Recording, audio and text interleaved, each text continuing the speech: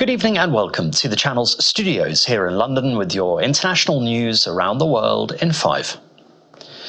The Olympic athlete Rebecca Cheptegei has died days after being doused in petrol and set on fire by a former boyfriend.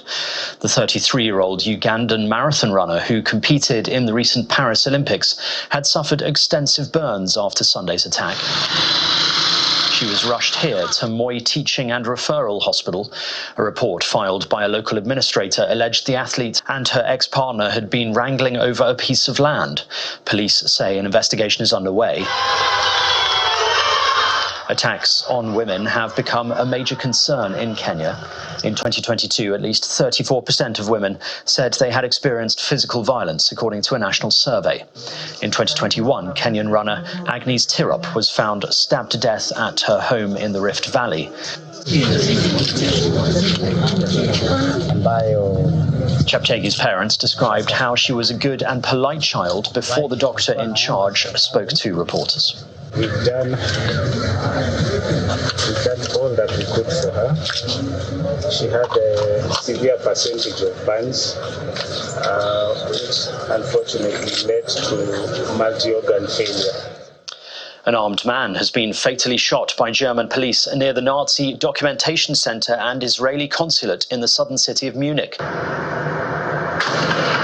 Here, a video on social media showing a man firing at police officers near the consulate with a rifle fitted with a bayonet. And here, a video on social media with the sound of repeated gunfire as officers returned fire.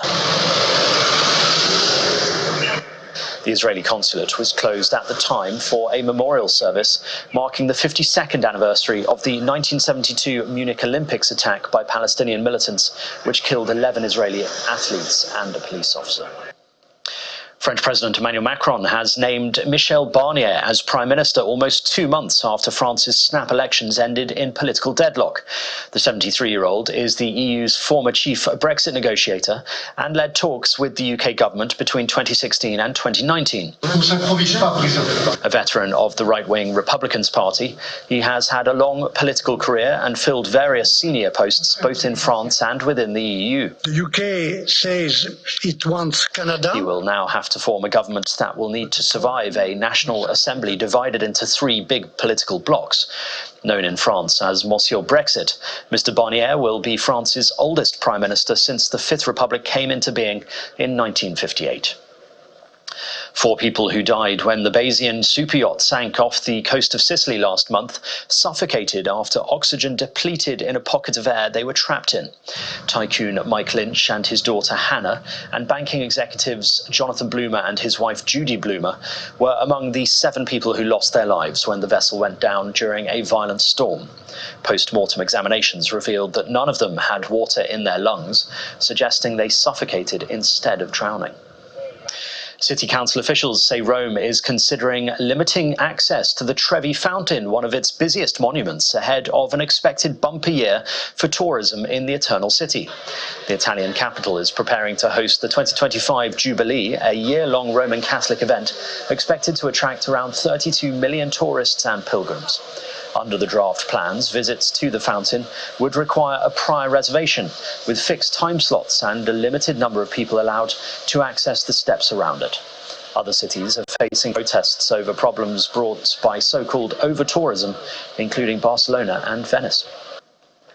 And a humanoid robot is being programmed to fly by researchers in Italy who are hoping it can be used in dangerous rescue operations in future. Named Iron Cub, the robot has a jet turbine on each arm and 1 on each shoulder. The team is working on systems to allow the robot to maintain steady flight and control takeoffs and landings and the transition between flying, landing and walking. One day, it's hoped Iron Cub will perform search and rescue operations in locations too dangerous or inaccessible for people. And that's your international news around the world in 5. Now back to the channel's studios in Lagos.